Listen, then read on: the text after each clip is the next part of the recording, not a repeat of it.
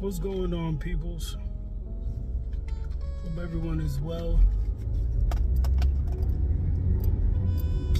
Today is April the, I don't know, is it the 5th or the 6th? It's Wednesday. I think today is Passover, if I'm not mistaken.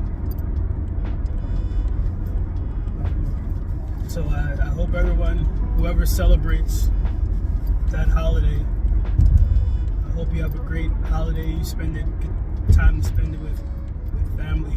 Where I wanted to come here and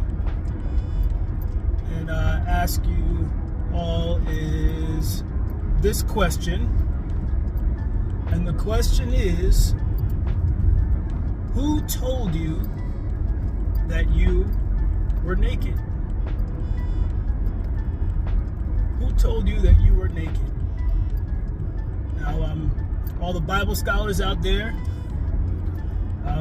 you might recognize that question because it's the question that God asked Adam and Eve in the garden after they were tricked by the enemy to consume that fruit that God had forbid them to eat. So, you all know the story. The serpent came in. It was very subtle, very cunning. Got Eve to question what God had told her. Tricked her into eating the fruit, and then she in turn went and had Adam partake in consuming the fruit that God told him not to partake in, and immediately two things happened. One was it began a path of death, and two is they recognized their nakedness, and so they hid themselves. And God was looking for them, and they were like, we saw that we were naked, and we went and we hid ourselves. And God asked them the question, well, who told you that you were naked? So again, it got me to thinking about the law. It's almost as if that fruit, eating the fruit, made them aware of the sin that they had just committed. And so what does the law do to us? It makes us aware of our sin. Just paraphrasing, Paul said something about he didn't know what it was to covet until the law told him not to covet. So and law is a ministry of death, right? Just like partaking in that fruit brought death, and it made Adam and Eve aware of their nakedness, their sin, so to speak. And so, just like a lot of folks do, they try to, well, just like Adam and Eve did after they discovered their nakedness, they went and they, tried to cover themselves with leaves and things like that, which were insufficient. And isn't it just like a lot of people who try to adhere to the law, with their, insufficient works of righteousness. They try to cover themselves with fig leaves and whatnot, which, like I said, to me represents, which I believe the Lord was showing me how it's representative of the insufficiency of our good works trying to cover up our sin. And so they were filled with shame after they took a part of the fruit, and they hid themselves. And they said they hid themselves because they saw that they were naked. And God asked them, well, who told you that you were naked?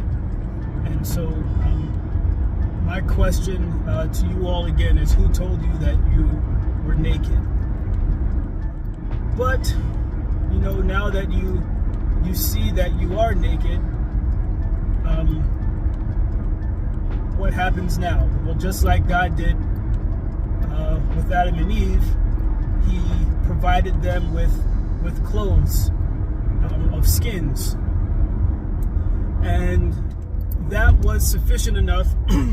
Those skins were sufficient enough to cover up their nakedness, because it was something that God had provided for them. It was a remedy, so to speak, for their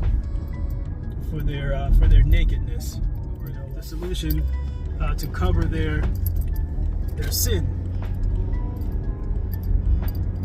But now this time, with us, bringing it back to us in this present day, what is it that God provides to us to cover our sin? Well, He's provided to us the gown of salvation and the robe of righteousness, right? These were all done, because of what Christ did for us on the cross at Calvary, right? It's the only thing that sufficiently covers our nakedness, our shame. Not those fig leaves that are excuse me, not those fig leaves that Adam and Eve tried to use in the garden. So your good works aren't sufficient enough to cover up your nakedness. They're not. So why even try? The only thing that can cover your nakedness, the only thing that can cover your shame, is that righteousness that's imputed upon us through faith in Jesus Christ and in Him alone. So, that's all I wanted to leave with you all. Remember that our works of righteousness are like filthy rags before the Lord. They're not sufficient. They never have been, and they never will be. The only thing that's good enough is our faith in the shed blood of Jesus Christ. And once we put our faith in Him and Him alone, we become clothed in the gown of salvation, and that robe of righteousness is put right on us. And so when the Lord looks at us, He doesn't look at our nakedness. All He sees is the righteousness that has been imputed upon us because of the righteousness of His Son. So I'm going to leave you all with that. Hope you guys have a great rest of your day. And if I have anything else, I'll get back on and share some stuff. All right. God bless.